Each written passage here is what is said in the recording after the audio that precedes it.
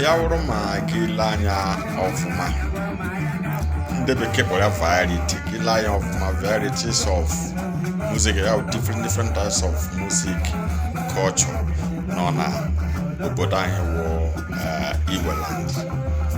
Nke Igbo dị iche ya, ndị Igbo anyị ji akpụ ya egwu danchara. Nwokorobịa gara jee rọfụta ịkụ sọ naanị egwu dara nchara, egwu ndị mgbe ochie kụrụ. Ọwụ ya hụ ọ chọfara ka ihe ego na ọwụ ya hụ o ji mere akara aka ka ihe na-ejikwa ojiji ndị mgbe ochie.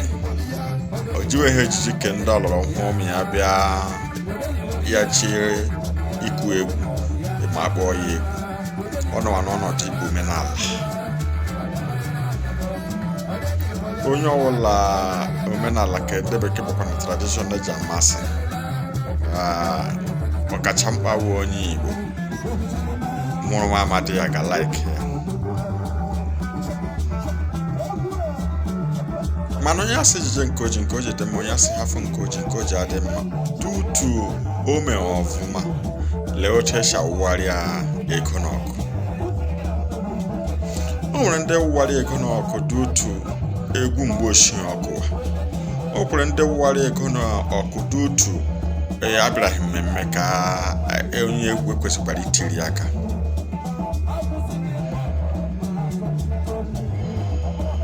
Ọchụ otu ihe na-agba unu si omenala enwe ekelala gị menwekwa eze ọlala ga hụkwa ofu onye ma ọ bụ afọfụna ahụhụ ebe ala ya ebe otili ala ya ya dagorola ahụkwe. Mana mgbe m ghọtara wụ omenala ga-adịgide, ọ nweghị nkwụsị.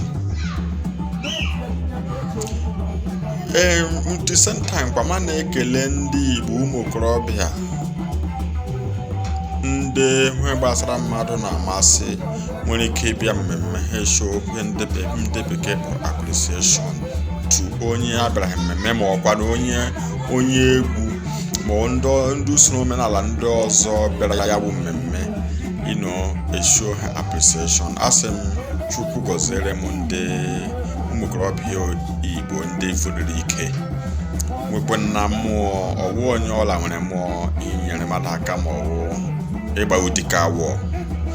Mana asị m ndị elile nwere ụdịka aka, ndị elile nwere ụdịka obi inye ndị ọzọ nnadụtọdụ site n'usoro ihe abrasa.